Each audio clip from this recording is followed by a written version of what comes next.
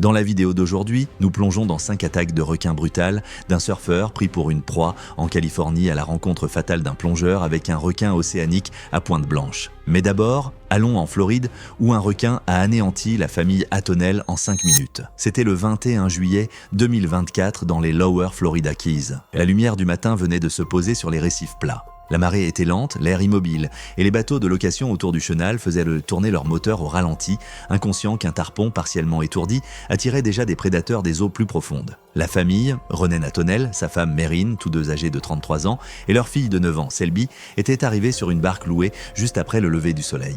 Ronen, dessinateur en architecture d'Atlanta, avait planifié le voyage des mois à l'avance. Merrin, orthophoniste, équilibrait ses habitudes prudentes avec une confiance calme autour de l'eau. Elle avait grandi en nageant dans des lacs et croyait que leur fille devait être à l'aise dans l'océan.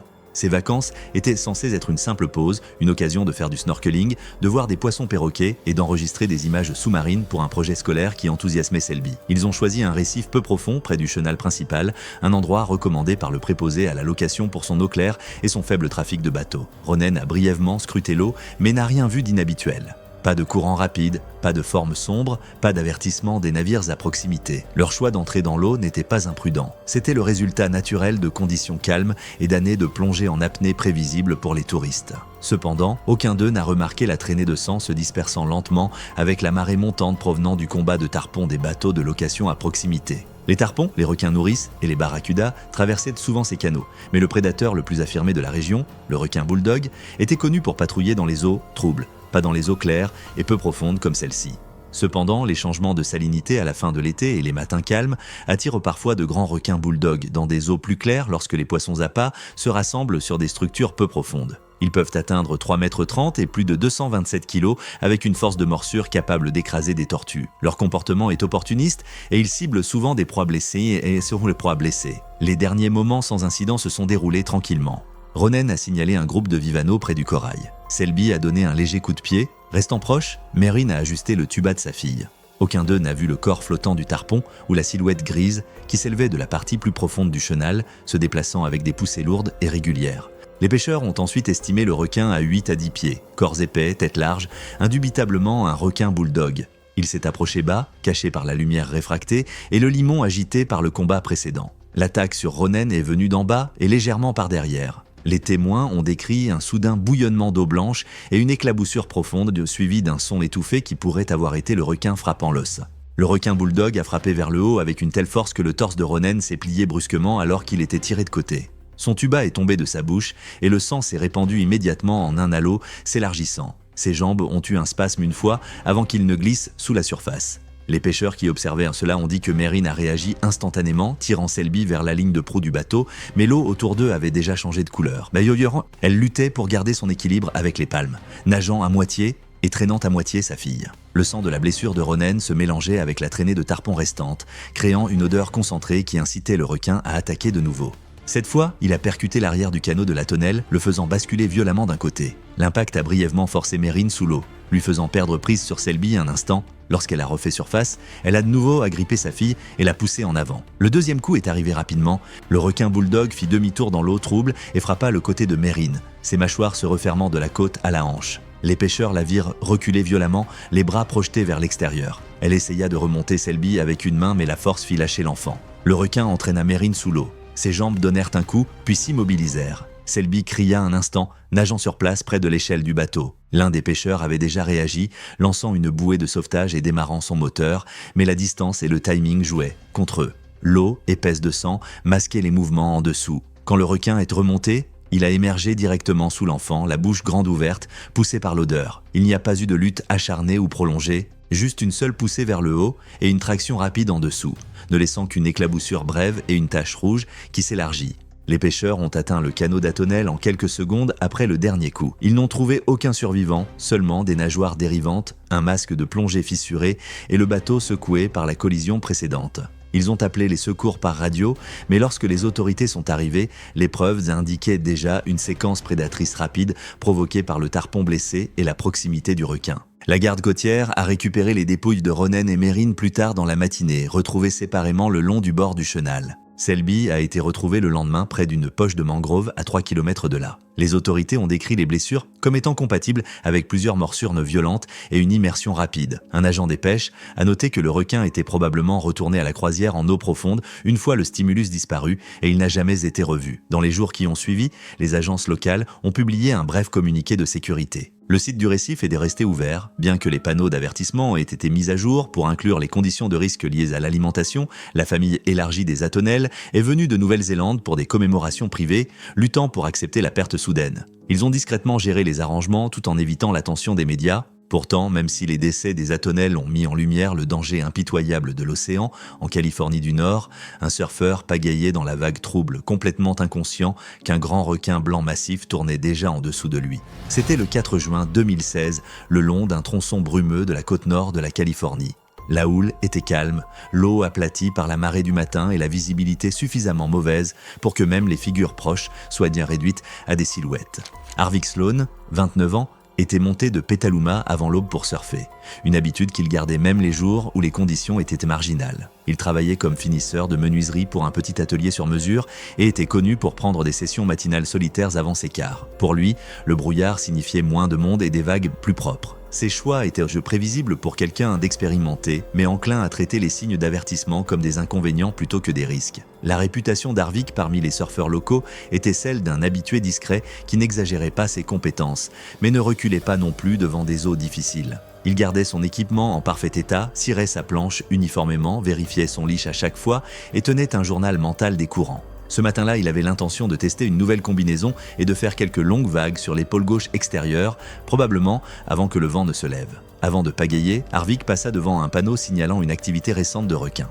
2 surfeurs sortant de l'eau mentionnèrent que la visibilité avait diminué au cours de la dernière demi-heure. Harvick ignora les avertissements, disant qu'il resterait plus loin à l'extérieur du groupe principal pour éviter de dériver accidentellement vers quelqu'un. Il ne considéra pas que s'éloigner davantage dans le brouillard le plaçait dans des couloirs de chasse plus profonds et denses en phoques, des conditions qui augmentent la probabilité d'embuscade. Une fois qu'Harvick a pagayé au-delà de la première vague, le brouillard s'est épaissi au point qu'il a perdu de vue la plage. Il s'est arrêté pour écouter, entendant des aboiements faibles de phoques communs quelque part au sud.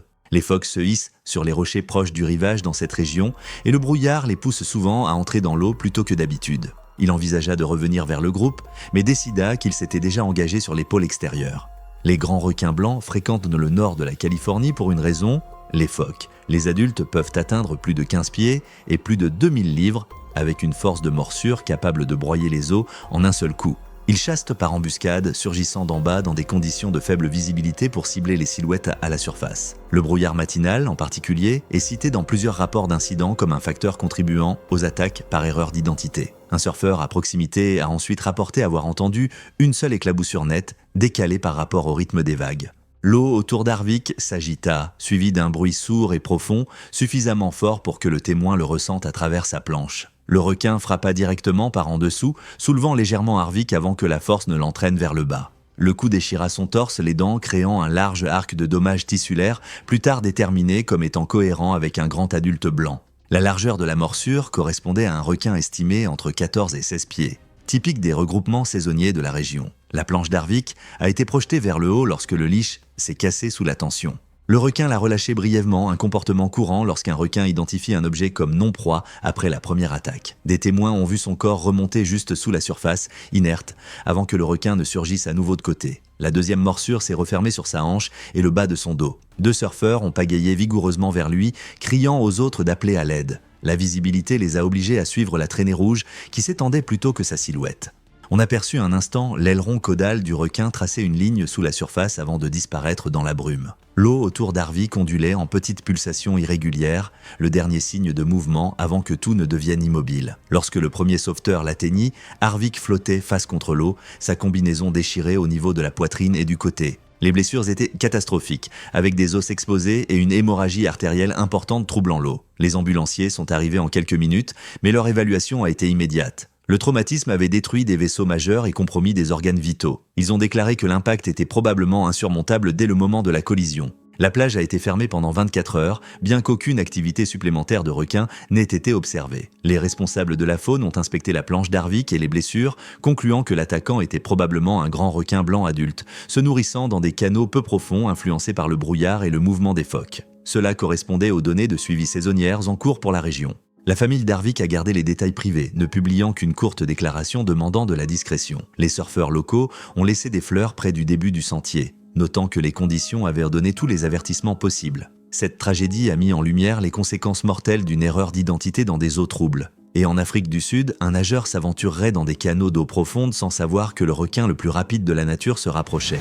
C'était le 3 mars 2018, à plusieurs miles au large de la côte du KwaZulu-Natal en Afrique du Sud. L'eau semblait calme de loin, mais le canal profond en dessous exerçait une traction constante que les nageurs expérimentés reconnaissaient comme à la fois utile et dangereuse. Tarek Milner, 36 ans, était venu du Colorado pour s'entraîner à une compétition internationale de nage en haute mer sur ultra-distance. Ses collègues disaient qu'il préférait l'entraînement d'endurance en solo parce que cela lui donnait un sentiment de contrôle que le travail structuré en piscine ne lui procurait jamais. Sa motivation pour le voyage était simple, se tester dans de longues étendues d'eau libre, ininterrompues, qui ne se comportaient en rien comme les lacs intérieurs. Il visait à compléter un segment d'entraînement océanique de 8 miles, quelque chose qu'il croyait lui donnerait un avantage en compétition. Tarek a étudié les cartes des marées, vérifié les modèles de vent et vérifié la force du courant avec son kayakiste de soutien, un guide local nommé Bryn Halland. Il voulait maintenir un rythme régulier pendant la première heure et utiliser la section en eau profonde pour mesurer sa courbe de fatigue. Ces décisions étaient compréhensibles pour quelqu'un avec de l'expérience en endurance, mais il a sous-estimé la rapidité avec laquelle les prédateurs pouvaient se déplacer à travers les canaux au-delà des filets. Bryn a dit plus tard que cette zone d'entraînement particulière n'était pas couramment utilisée par les nageurs en raison du trafic pélagique profond, quelque chose que Tarek a considéré comme gérable. L'horizon se dissolvait en une pâle traînée de lumière alors que les vagues montaient et descendaient, créant des murs roulants qui bloquaient la visibilité toutes les quelques secondes. Les requins mako à nageoires courtes patrouillent les canaux au large à des vitesses dépassant 40 miles par heure, avec des corps profilés et de longs museaux conçus pour une accélération rapide. Ils attaquent en ciblant le mouvement à la surface, confondant souvent les nageurs avec des poissons blessés. Leurs mâchoires peuvent exercer plusieurs centaines de livres de force avec des dents conçues pour cisailler plutôt que broyer. Dans des conditions de faible visibilité, les panneaux réfléchissants des combinaisons de plongée ou les battements de jambes peuvent être interprétés comme des mouvements de proie. Un bateau de plongée au port a mentionné avoir aperçu un requin se déplaçant rapidement plus tôt ce matin-là, mais l'avertissement n'a jamais atteint Bryn ou Tarek. Inconscient du danger, Tarek a resserré les sangles de ses lunettes et a dit qu'il resterait visible à côté du kayak. Il croyait que son bonnet de bain vif, sa respiration rythmée et ses mouvements prévisibles réduisirent le risque. Bryn l'a regardé s'étirer, remarquant le petit mais persistant clapotis se formant sur l'eau. Ils ont pagayé au-delà de la dernière ligne de bouée. Tarek est entré dans l'eau en douceur et a commencé son rythme de nage, en restant à moins de 15 pieds du kayak. La visibilité sous la surface était limitée, avec des particules en suspension dans l'eau créant des ombres mouvantes. Environ 22 minutes après, Bryn entendit un léger bruit de dispersion sur sa gauche, un son que font les poissons appâts lorsqu'un grand prédateur se déplace en dessous d'eux. Il appela Tarek pour qu'il s'arrête, mais le nageur garda son rythme, concentré sur l'atteinte du repère d'un mile sur son traceur GPS. La première indication de l'attaque est venue de l'eau elle-même. Bryn a vu une soudaine gerbe éclater autour de Tarek, un jaillissement vertical de mousse et de rouge se mélangeant à la surface. L'impact a soulevé le nageur partiellement hors de l'eau, son corps se cambrant comme frappé par en dessous par une force à laquelle aucun humain ne pourrait résister. Le son n'était pas un éclaboussement, mais une détonation sourde et brutale. Le mako l'a frappé du côté droit, déchirant profondément son torse. En raison de sa vitesse, l'élan du requin l'a porté à plusieurs pieds, au-delà de Tarek avant qu'il ne tourne brusquement et ne revienne à la charge. Bryn a vu la queue se courber en un arc serré, envoyant des vibrations à la surface. Le bras de Tarek s'est levé de manière réflexe, mais le mouvement était désordonné, probablement plus une réaction à la force qu'un geste intentionnel. Le requin s'est à nouveau agrippé à son abdomen, le tirant brusquement vers le bas dans une courte traînée violente. Des témoins sur un bateau de pêche de retour, encore à plus de 200 yards, ont rapporté avoir vu un bref mouvement sous la surface et un corps tiré vers le bas pendant un moment avant de refaire surface, inerte. Le mako l'a relâché après la deuxième morsure, un comportement typique lorsque le premier coup détermine que la proie n'est pas un poisson. Bryn pagayait vigoureusement dans l'eau mêlée de sang. Tarek flottait sur le dos, sa combinaison déchirée de la cage thoracique à la hanche, les blessures étaient catastrophiques, avec des lacérations profondes exposant l'os et les tissus mous, et la perte de sang était immédiate et abondante. Bryn l'a tiré à côté du kayak, passant un bras sous ses épaules pour tenter de le stabiliser. Le nageur ne fit aucun bruit, aucun mouvement volontaire. Une troisième perturbation apparut sous la surface, une traînée sombre qui passa à quelques pieds du kayak de Bryn. Il se figea, agrippant le bord du bateau pour garder l'équilibre alors que l'eau pulsait en dessous. Le requin n'attaqua pas de nouveau, mais sa présence rendit le mouvement vers le rivage lent et prudent. Brin a commencé à remorquer Tarek, donnant des coups de pied et pagayant par à-coups irréguliers, les yeux scrutant les vagues à la recherche d'autres ombres. Le remorquage jusqu'au bateau de secours a pris environ 7 minutes, un rythme que Brin a décrit plus tard comme le plus rapide qu'il pouvait gérer sans chavirer. Il a fallu près de 10 minutes pour atteindre le premier bateau de sauvetage qui avait été contacté par radio par le bateau de pêche. À ce moment-là, Tarek ne montrait aucun signe de respiration. Les médecins l'ont hissé à bord et ont commencé une évaluation de base.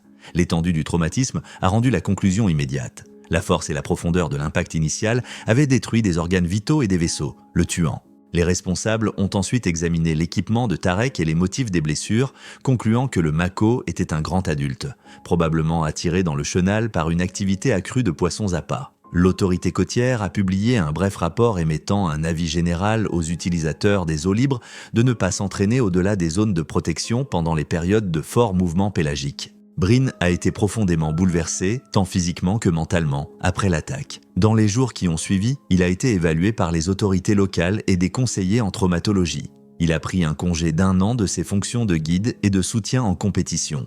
Cependant, même si la poursuite d'un nageur en eau libre s'est terminée en tragédie, en Australie, un kayakiste dériverait sans le savoir au-dessus d'une dense boule d'appât. Son embarcation en plastique sur le point de devenir une rampe de lancement dans des eaux où des requins bronzés et des requins sombres attendaient en dessous. C'était le 18 mai 2015 au large de la côte de l'Australie occidentale où les vagues arrivaient en longues lignes régulières sous un ciel gris du matin. La mer semblait étrangement calme malgré le mouvement rythmique, le genre de surface atténuée qui cachait bien plus d'activité en dessous qu'au-dessus. Le kayakiste Sorin Browning, 34 ans, était venu du Minnesota après avoir économisé pendant des années pour réaliser un projet de film sur la faune marine qu'il avait lui-même planifié. Il travaillait comme vidéaste indépendant, connu pour son travail régulier et méthodique plutôt que pour sa créativité artistique. Pour ce voyage en Australie, il voulait capturer des images haute résolution du comportement des dauphins en pleine mer pour un groupe de conservation qui avait commandé un court-métrage éducatif. Sorin croyait qu'en restant près de la surface, en étant prévisible et en gardant ses distances des zones d'alimentation active, le danger était réduit à presque zéro. Son choix de suivre un groupe de dauphins au large avait du sens pour son projet. Mais il a sous-estimé à quelle vitesse les conditions d'alimentation pouvaient changer et la présence de plus grands prédateurs en dessous. Les requins cuivrés peuvent dépasser 3 mètres de longueur et patrouillent souvent dans les régions côtières où se rassemblent les poissons appâts, utilisant des accélérations soudaines pour enquêter sur les perturbations. Les requins sombres, plus grands et plus lourds, atteignant parfois 3,60 m, ont tendance à se déplacer de manière sélective autour des zones d'alimentation active, attaquant les silhouettes à la surface lorsque l'activité des proies déclenche une réponse opportuniste. Les deux espèces se fient aux indices de mouvement et peuvent être attirés par des bancs de poissons denses, surtout lorsque les dauphins poussent les poissons vers le haut. Les deux espèces sont généralement prudentes autour des objets de la taille d'un humain, mais peuvent enquêter violemment si l'agitation de surface imite le comportement des proies. L'hydrophone de Sorin avait capté des motifs de cliquetis rapide de dauphins la veille, signe qu'ils chassaient intensivement. Il continua vers eux, croyant qu'en maintenant une distance de 30 à 40 yards, il resterait à l'abri du danger. Il filmait régulièrement, son kayak dérivant avec la houle. Environ 40 minutes plus tard, les dauphins changèrent brusquement de direction, leur mouvement devenant plus vif alors qu'ils encerclaient une zone d'eau ondulante devant. De petits poissons ont commencé à sauter à la surface. Sorin a gardé sa position, pointant sa caméra vers l'agitation. Ce qu'il n'a pas vu, c'est la boule d'appât se formant sous lui, une sphère dense de poissons poussée vers le haut. Son kayak a dérivé directement au-dessus en moins d'1 minute. Le premier impact a résonné comme un craquement étouffé contre la coque, secouant le kayak sur le côté. Sorin se prépara instinctivement, mais un second coup par en dessous inclina brusquement l'embarcation. Des témoins sur un bateau affrété à environ 300 yards virent le kayak se redresser à un angle raide avant de se retourner complètement. La frappe du requin cuivre l'a retourné proprement, l'envoyant dans l'eau avec ses jambes s'écartant lorsqu'il a refait surface. La frappe initiale a probablement servi de coup d'investigation non prédateur plutôt que d'une tentative de nourrissage. Il haleta une fois, une inspiration brusque captée par l'audio de sa GoPro, suivie du bruit sourd de son kayak déplacé frappant l'eau à côté de lui. Le requin tournait en dessous mais n'attaqua pas. La turbulence des poissons appâts le faisait bouger de manière erratique. Sorin lutta pour redresser le kayak, agrippant son bord, ses mouvements rapides et irréguliers, exactement le type de perturbation de surface qui attire l'attention pendant l'activité de nourrissage. Depuis le bateau de location, 2 passagers ont vu une forme longue et sombre passer sous lui en une courbe lisse.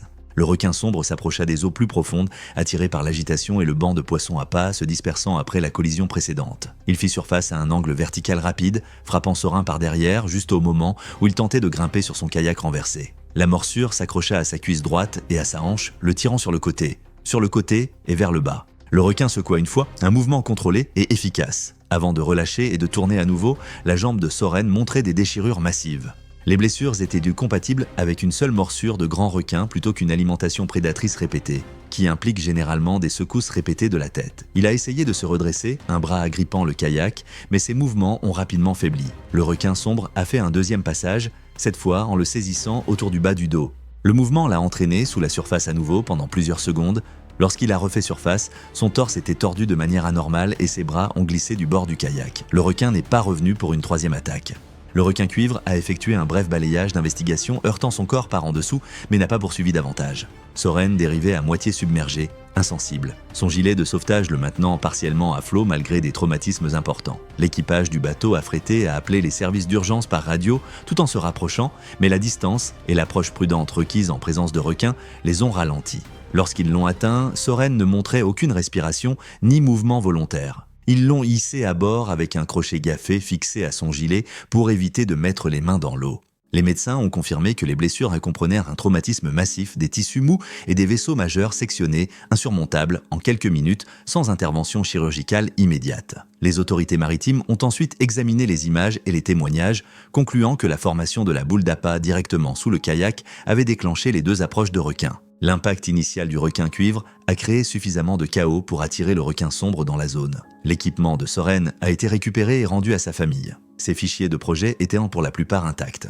Un bref avis a circulé parmi les groupes de cinéma régionaux et le bureau de gestion côtière a émis un rappel pour éviter de dériver au-dessus des activités d'alimentation, notant l'imprévisibilité du comportement des requins lors d'événements de poissons appâts à haute densité. La séance de tournage innocente des dauphins par les kayakistes est devenue mortelle lorsque des prédateurs rôdaient sous la boule d'appât. Et cette même année dans la mer Rouge, l'exploration d'une épave ancienne perturberait sans le savoir un requin océanique à pointe blanche territoriale au repos. C'était le 18 mai 2015 au large de la péninsule du Sinaï dans la mer Rouge. L'eau était calme, exceptionnellement claire pour cette saison. Depuis le pont du bateau de plongée, rien ne suggérait de danger, mais le léger changement de courant, le limon en suspension et l'absence silencieuse des poissons habituels dans la zone laissaient entendre que l'environnement pouvait changer rapidement. Arlen Miro était un technicien en équipement marin de 34 ans, connu parmi ses collègues pour sa planification prudente. Il se spécialisait dans les systèmes d'enquête sous-marine pour une entreprise de recherche. Ce voyage particulier, cependant, il l'a entrepris pour lui-même. Il avait longtemps voulu filmer les restes d'un cargo des années 1950 reposant près d'un point de chute populaire